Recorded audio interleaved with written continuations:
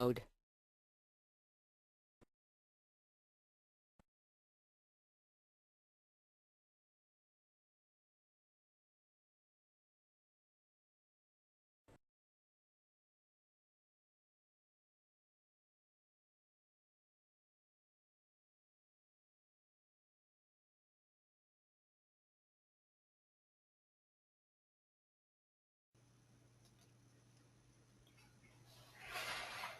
Welcome. This is Tammy Theme from Health Directions, and the subject I'm going to be presenting on today is parenting a child with bipolar disorder.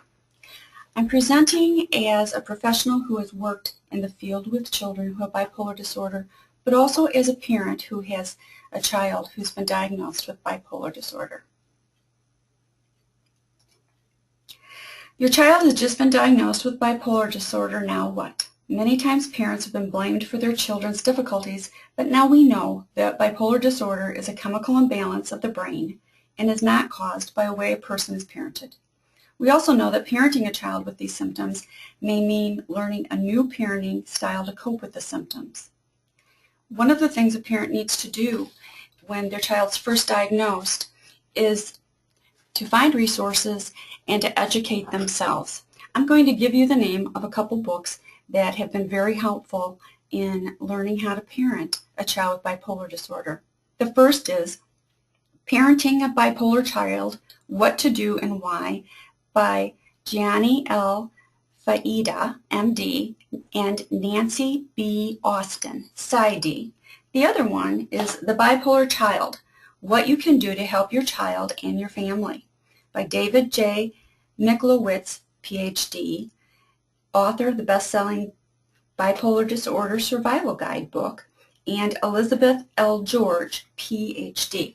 Many of the charts and information that we'll be presenting today came from these resources. So, let's look at the two different sides of bipolar disorder. On one pole is depression. What you see with that, as far as physically, is increased sleep, tired, inhibited, withdrawn, slower movements, quiet, doesn't feel well, a lot of aches, pains, malaise, appetite increase, or it could be a decrease also, weight gain or loss of weight.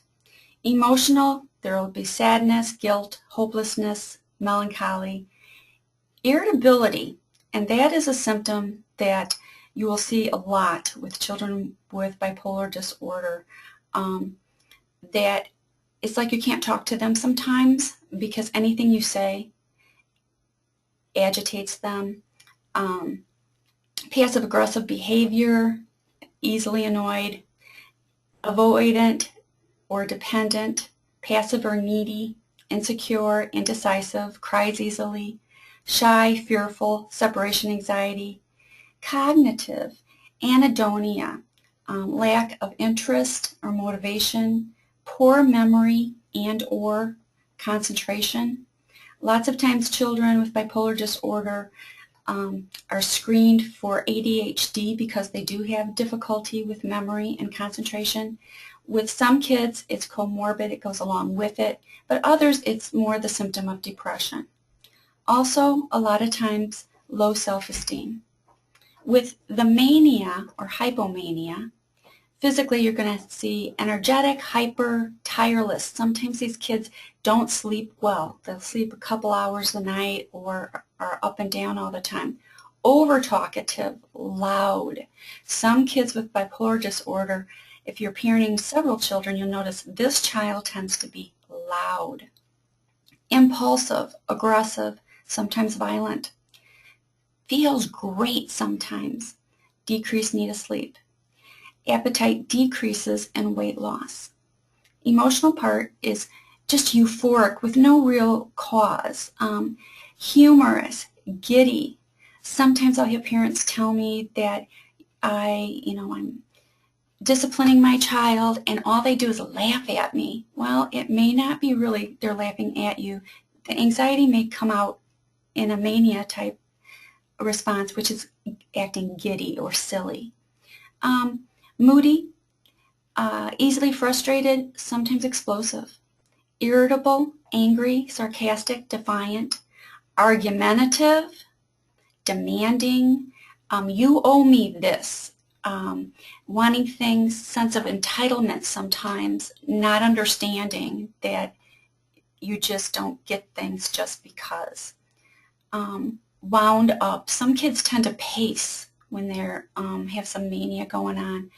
Cognitively, racing thoughts, crowded thoughts. I'm going to do this, I'm going to do that, many plans. Distractible, inattentive, daydreaming. Grandiose or overconfident, willful, and bossy. I want to go back to grandiose for a minute and give an example. My son played football when he was about 10 years old, and at one point in high school he looked at me and said, I think I want to play football again. And that, we were cautious because he hadn't played in such a long time, but then he said, I think I'm really good. I'm going to go in there and be the quarterback. And most kids know that no, you don't just walk in and become the quarterback if you haven't played in a long time. So some of these grandiose things of I can just do those things. Now that the symptoms are identified, it's important to look at the phases of treatment. There's 3 basic phases. You're not going to go from one to the other and then to the other all the time. Sometimes you'll stay in an acute phase for a while. Sometimes you'll stay in stabilization for a while and then you go back to acute. So the acute phase is usually 1 to 6 months. The symptoms are from severe to moderate. They're having difficulty at home, school, socialize. It's all compromised, and they're having frequent symptoms. Some kids at this point may need to be hospitalized, and that isn't a punishment or something bad that you're doing to your child. It may feel that way to them, but it may be what they need to keep themselves or others safe, or just to have some of the uncomfortable symptoms that are happening all the time for them. During that time is when you start learning about different types of medications, and they'll try something and there will be adjustments. Everyone's body chemistry is different, so what works for one person may not work for another person. However, if someone else in your family has bipolar disorder and a certain medication has helped, you may want to tell your physician about this, because sometimes they will try that on your child also. The severity of the symptoms start to be reduced and side effects start to be reduced. If hospitalized, discharged to a partial hospital day treatment program or outpatient care. If it's available in your community, a step-down program for partial, where they go part of the day and then go home at night, would be ideal. However, that's not always available, but you do need to continue with outpatient care to let them continue to learn skills. Stabilization can go from 6 to 18 months. Symptoms are moderate to mild. Homeschool and social life is improved, but not back to what it may have been prior to having the onset of the bipolar disorder. The symptoms are mild or infrequent. So you see a remission of the acute symptoms. The sleep's getting more regulated, the mood's more regulated. They can cope with side effects if there are any. They're lower stress. They're able to interact better with people. At this point, you still want to keep them in outpatient therapy, sometimes partial hospitalization, so that they can continue to learn how to cope with the symptoms of their illness. Maintenance is indefinite.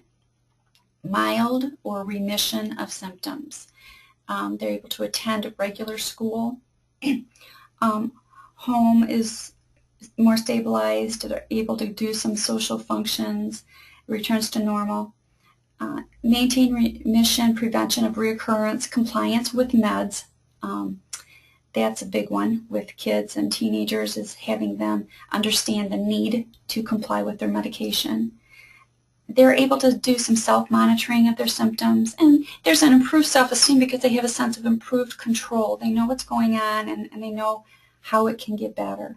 And this can go on indefinitely. There's something to look at is the difference between recurrence versus relapse. A recurrence is the acute illness, remission, 4 weeks or more of things being stabilized, and then it goes back to an acute illness. A relapse is the acute illness. You see some improvement, but it's less than 4 weeks, and then there's acute illness. And it's good to be able to tell your practitioner that, we feel that he's relapsed, or we feel there's a recurrence of symptoms. In order to meet your child's needs, you and your child need support of a treatment team that includes a medical doctor. This can be a psychiatrist, or sometimes a primary care doctor will treat your child. A therapist, this can be a social worker, someone with a master's in counseling, a psychologist who does therapy. But this is where your child is going to continue to monitor symptoms, have support, and someone who can help you monitor whether outpatient is what they're able to tolerate or if they need a higher level of care. School staff is very important. Teachers need to know that your child has symptoms, and your child may need what's called an individual education plan, IEP, that will make some modifications for if their symptoms worsen, they get agitated, maybe they can go to the school social worker. School social worker should always be on board and part of your team, knowing what's going on. Other parents. Oftentimes when you have a child who has bipolar disorder, people who have never experienced this look at you as if you're not parenting your child correctly. If they have a episode in a store and they're highly agitated and there's a lot of external stimuli, you're going to get the dirty looks of why aren't you controlling that child? If they're screaming, I want that toy, I want that toy. Sometimes even your own family members don't understand and aren't able to give you the support you need. As a parent, though, living day to day with this illness, support is imperative. Sometimes you may not even have anyone in your support system that will give you a respite or take your child for a couple hours because they don't understand the illness, or they're afraid that the child will have symptoms and they won't know what to do. We are so fortunate in this area. There is a support group for parents. It's called Life Support, and it meets the second Tuesday of each month at 6 p.m. It's at the conference room at the Women's Healthcare Center at IVCH, 925 West Street, Building B, Peru, Illinois, 61350. If you need more information, call 1-815-780-5046. If you don't have something like that available, but you know another parent that has a child, you've seen them at the doctor's or you've seen them inpatient, it's good to have someone else to talk to. There are also many websites that address bipolar disorder. They have chat rooms. They have lots of good information for you.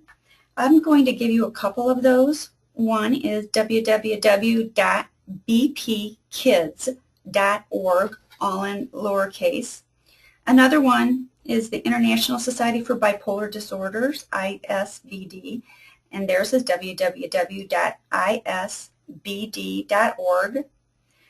JBRF, Juvenile Bipolar Research Foundation, and theirs is www.jbrf.org. And there's many others. The other one, who happens to be one of the authors of a book that came out called The Bipolar Child in 1999. It was one of the first books that presented this to professionals and parents as something to look at if their child might be experiencing it.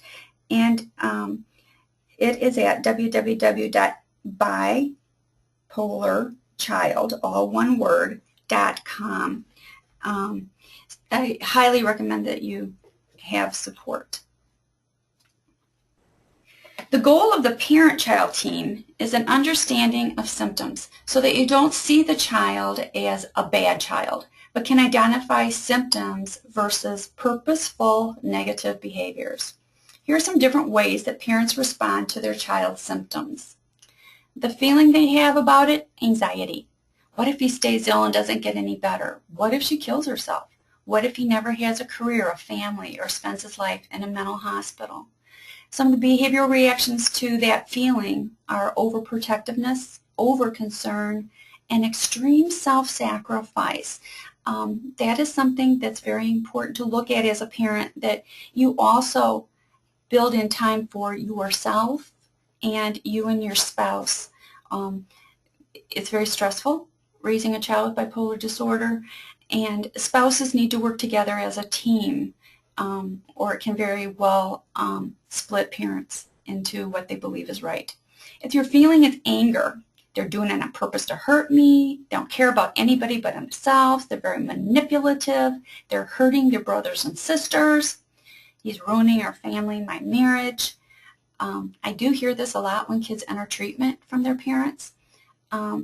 That reaction is going to be a lot of high conflict, a lot of criticism, and hostile interchanges between you and your child.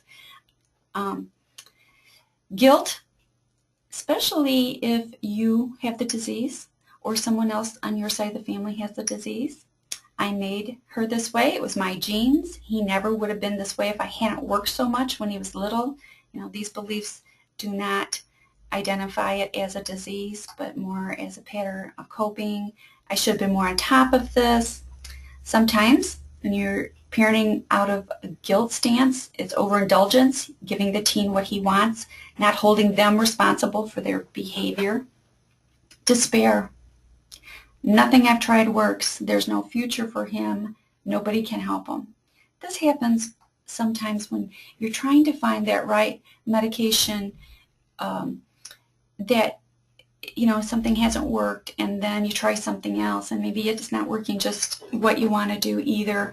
And, you know, parents sometimes get into this feeling, and that is very concerning to me as a therapist, because sometimes parents just feel like giving up, not trying other things that might help their child, or avoiding the child. What we're shooting for, what we hope, is acceptance. I'm doing my best, and so is he. We have to work together to tackle this. The disorder is unfair.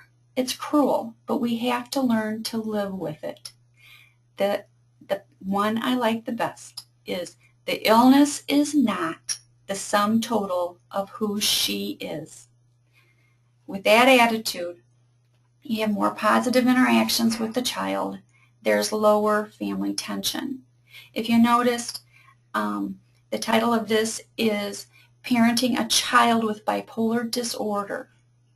Your child has a disorder, but that is not the sum account of who your child is. Most parents have experienced a variety of these responses, but the goal is to approach your child with an attitude of acceptance. If a child lives in an environment where there's high occurrence of negative expressed emotion, or referred to as EE in the book, The Bipolar Teen, it can affect their ability to regulate their moods and have stable emotional responses. For a child with bipolar disorder, another factor is staying on a regular sleep schedule. Sleep is a natural mood stabilizer. Children with bipolar often have irregular sleep patterns of sleeping too much or not getting enough sleep. Here's some helpful hints to help regulate a child's sleep cycle.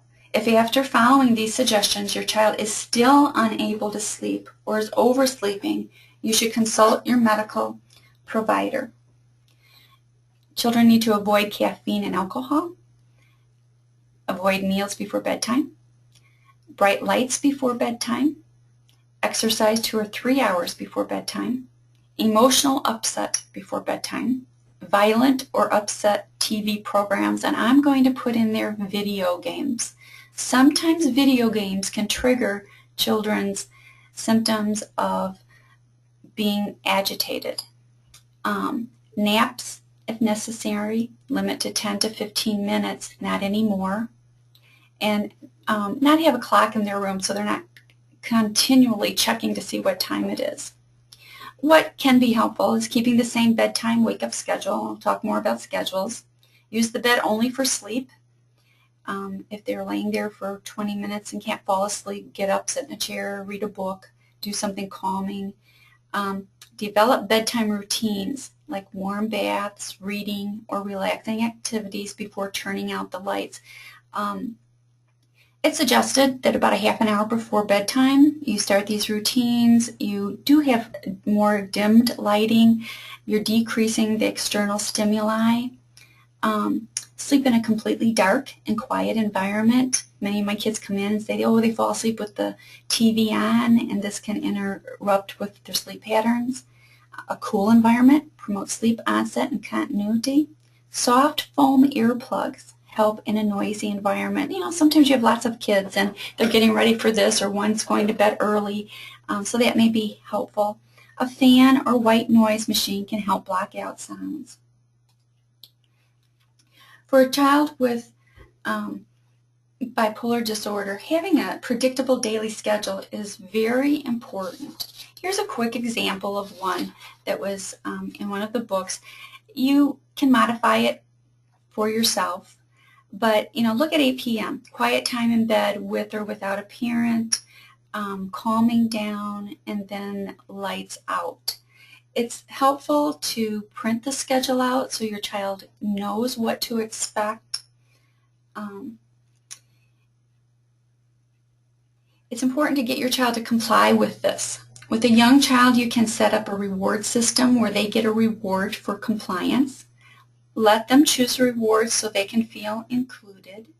Have the rewards be something small so you can follow through on reinforcement. You may give them some suggestions or let them pick out things that may be a reward. And it may be spending time with you, maybe going to a park. It doesn't necessarily have to be something really expensive.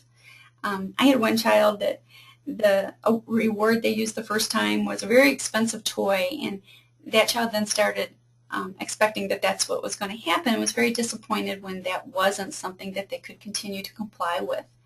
For teens, they could learn to have more computer time or TV time. They may want to stay up later on the weekends. If that is one of your rewards, don't let it get too far off the regular sleep schedule, because it's hard for teens to re-regulate their sleep patterns. Staying out late, being involved in activities where it's later than their usual schedule. My son, all kids are different, but my son, if he does not get his sleep and he is in an activity on Friday nights that he stays up later than his usual sleep schedule, we know that it's going to be difficult for him on Saturdays, so that we really limit activities on Saturday to kind of let him re-regulate his schedule. There's some general guidelines suggested for parent intervention. Bipolar disorder is quite complex, and we have found that simple responses are most effective. The following principles can be applied to many situations and are sure to increase the effectiveness of the parent-child team. Number one, stay calm. When you appear calm, you're not adding to your child's emotional or sensory overload. Try to keep a clear head. It's a difficult job, but you do serve as the role model in your family. So if you start to escalate, when they start to escalate, the situation is going to worsen. It can sometimes get to a phase where it starts being physical if both of you are escalating. Sometimes as a child is learning skills, they may start feeling it and say, hey mom, hey dad, I need to take a time out. Or as a parent, you may say, you know what, I need to walk away for a little bit. One of the things kids tell me that affect the escalation is if they're getting very upset and they're saying, hey, I need to take a time out, and they're followed. Sometimes siblings will do this, so it's very important to look at, if something's going on, is there a sibling that's just kind of poking at your kid to try to get them to respond? We've had this happen. And if the child's trying to use a skill of separating from the environment, that child sometimes will follow and continue. So You need to work with your other children too about, how this happens. Address stressors. Try to have an idea of what the stressors are for your child and what things might be opportunities for success. Sometimes kids have a really hard time socially, and so you may have to, help intervene by planning activities with maybe one or two other kids. If your child's overactive on the playground or causes trouble with other kids in large groups, consider going to the playground at an off hour or plan short, structured play dates. Plan ahead. Here we go to the schedule again. Have the schedule written out. Have it posted in the kitchen or the child's room. If there's a glitch in the schedule, try not to get into an arguing mode, but redirect the child to the schedule. So it's not so much you nagging him or whatever, but no, this is the schedule we set up, and so we're going to go back to the schedule. Sometimes kids need to proceed step by step. I've had kids that I've worked with that they really need to know if there's going to be a change. Like, all right, you're going to go to school, but right after school we have a doctor's appointment today. And it may be necessary for you to review your schedule on a daily basis. Pace your responses. And what that means is slow down your own responses, which a lot of these are so easy to talk about but difficult to implement. So you're learning coping skills too. Try not to react to your first response or your child's first response. Don't react in irrational or negative response as if what's going on with them is set in stone. It's better practice to assume your child's not fully processed some of the information as it was presented. Helping be calm, patient, and focused on your part will make a difference. When you allow your child to figure out what's happening, you'll also be a role model for other family members to do this. Comfort your child when necessary. Unfortunately, no amount of planning can cover all the stressors. Kids will have stressors at school, with other children socially. If a child has a learning disability or really low social skills, sometimes they just need to be validated that, yes, I understand that would be really hard for you.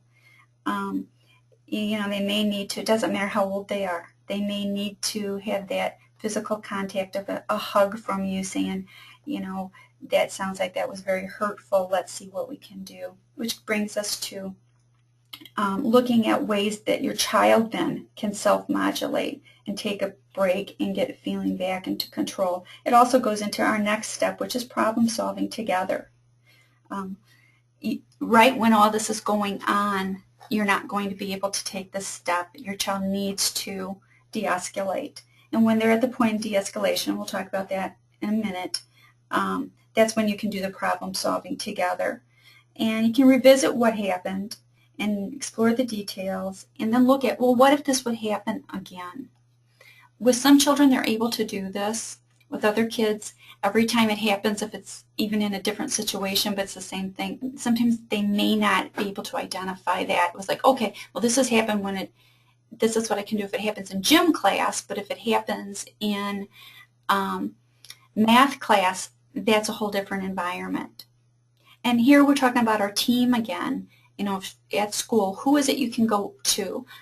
We're very fortunate. My child has a teacher that has taken an interest in him and allows him to come down and work with them on study hall times. And we are so blessed and grateful because this is someone outside of the family that is giving him some self-esteem.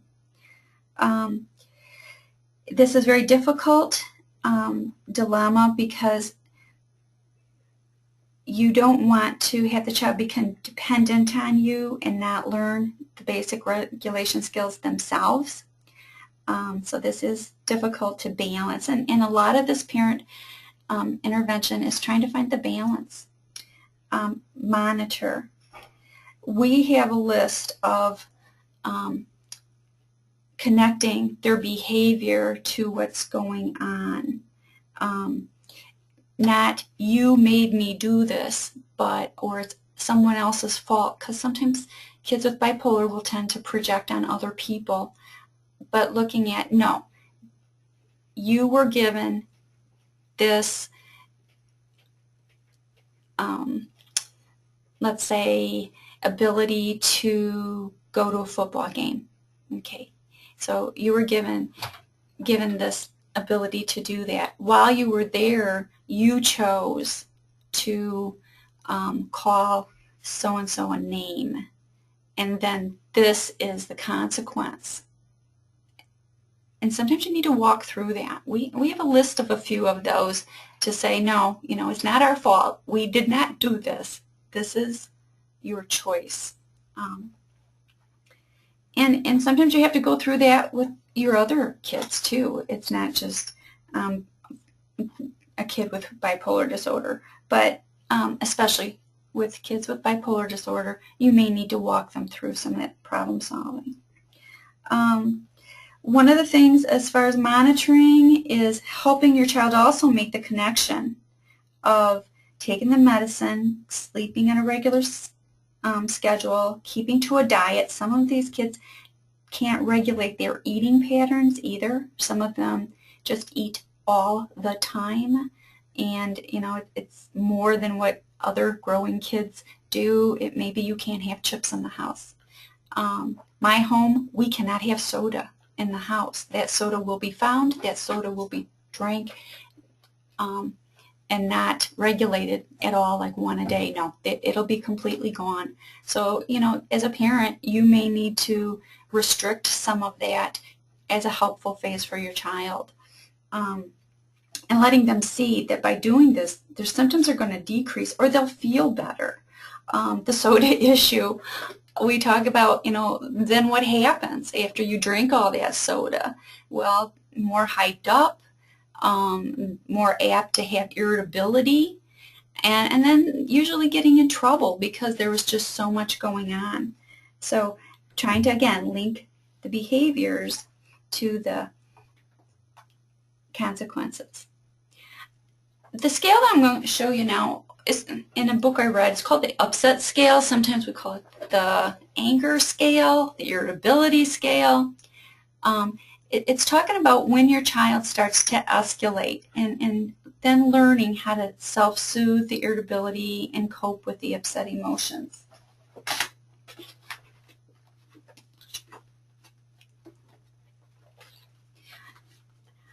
I would suggest that you write down the scale, that you have it posted. Some people use a picture of a thermometer, and they do colors depending on their child's age. But after an incident or an episode, when a child tends to have some irritability or conflict, afterwards, and I stress that because sometimes people try to do it right in the middle, and the kid's going to be frustrated, you're going to be frustrated. But make a scale, have them talk about where they were. You may think that they were a 10, and they may have only felt that, well, it's a little bit out of control. And then talk about what you can do to lessen that. What coping skills have they been taught? What things can you guys do together to help them to manage that? And again, we're looking at emotional regulation and their responsibility for that. This is helpful too when you have an episode, and usually what I'm talking about is when a child is pretty much very irritable and there's conflict. Some kids go into what we call rapid cycling, and they're agitated or they're argumentative, and that goes on for a while, and then boom, they're fine. You're upset, they're fine. I've had this happen where kids have been very symptomatic and showing a lot of violence or threatening behavior. They go to the ER to be assessed. They're fine. It stopped. So they present very calm and cool, cool, and you're the one that's still feeling stressed out by the incident. So observe what's happening. Look at the bipolar disorder and your child as separate but overlapping entities, and this is hard to do, but bringing back to, okay, these are symptoms, but this is my child. Try to monitor, and that's where the scale comes in, the severity and duration of symptoms. One of the things with younger children that have parents bringing them in and have a diagnosis start being looked at is that, they'll throw tantrums like any other child, but it will go on for 20 minutes, 30 minutes. And then afterwards, sometimes these children are so worn out, they'll sleep for a while, and then they'll get up and they'll be fine. Identify triggers and stressors. With holidays or special occasions, you may need to look at the planning that we talked about before. What if you get a present you don't like? How are you going to respond? If there's too much stimuli, too many people, where can you go? Code words for if I need to leave, So, and you can make it funny and silly. Right now, we're thinking of the holidays and Christmas, and, for a younger child, it may be a funny thing, like, if I'm feeling too stimulated, there's too many people, they tell mom, hey mom, it's time for the reindeer to fly. Be creative, have some fun with it. Some children, and my son, this is something that we do for an intervention, is to distract him. Sometimes we use humor, and that can bring him down. For other kids, that would escalate them. So, again, so observe what's happening. Again, stop reacting, hold back instinctive negative responses, calm yourself, rest your emotional thermostat, avoid further escalation, provide safety for your child and all others at your home. If your child's one that's threatening or has attempted suicide or attempted to harm another, remove all weapons. And sharp, pointy objects. You may think that that butter knife can't really do anything, but I've had parents who've had to lock up their cooking ware because safety is very important. Restrain the child if necessary. Only if you're taught how to carefully restrain. For some kids, this will totally escalate them. You may have to call outside help, and that's in the next one. Review your options. What has helped in the past? What did your treatment team suggest you do? On call, we're very fortunate here. We have 24-hour on call, 365 days a week. Do they need to use their nighttime medication? Do you need the outside help? Do you need to call 911? In some situations, children need to know that this may be an option if we can't. And that's not, again, that's not punitive. This isn't working. We need to make sure everybody's safe. Choose the most appropriate intervention. Gently praise success. Don't go overboard. And remember, a child with bipolar disorder can present challenges to a parent, but with acceptance and skills to cope with their symptoms, it will be easier to focus on your child's positive traits and love them for the special gift they are. Thank you very much.